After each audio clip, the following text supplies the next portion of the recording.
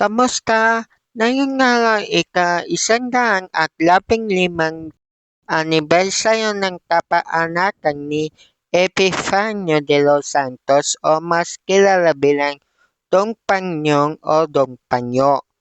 Ngayong araw ipapaliwanag ko sa inyong lahat kung bakit ba tinawag na Epifanio de los Santos Avenue ang isang lansangan sa Metro Maynila.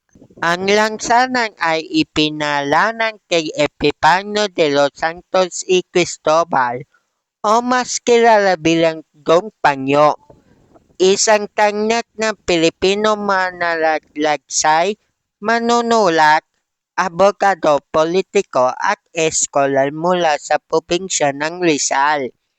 Siya ay itinuturing na isa sa mga pinakamahusay na manunulat sa wikang Kastila noong kanyang panahon at nagkaroon ng malaking ambag sa papapaunlad ng kasaysayan, panitikan at kultura ng Pilipinas.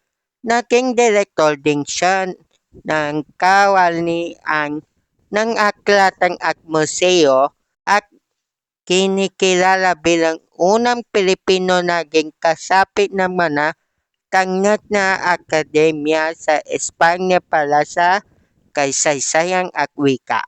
Manang naunang panalang, noong una ay tinawag itong Hilagang Timog na Daang Bilog.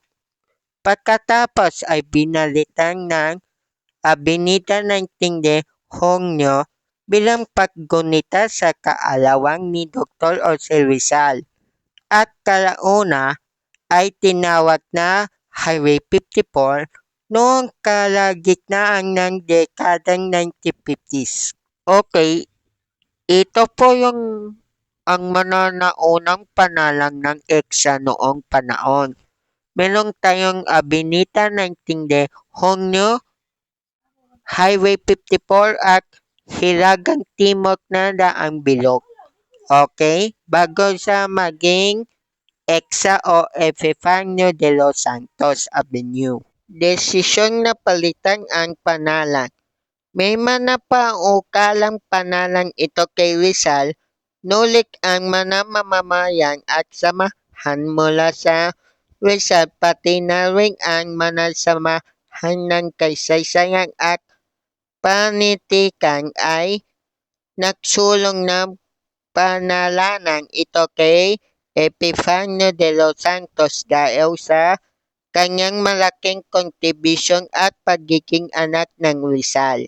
Opisyal na pagpapalit sa pamamagitan ng Batas Republic Bill 2140 na inaprobaan noong ika-7 ng Abril taong 1959 ang kaalawang ni Epifanio de los Santos.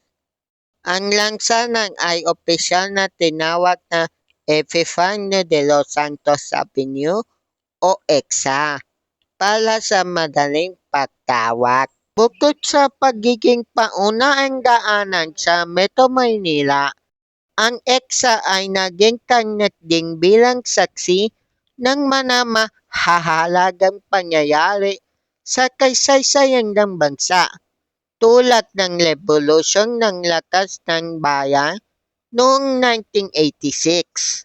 Maraming salamat sa pakikinig at paalam sa inyong lahat. Hanggang sa susunod.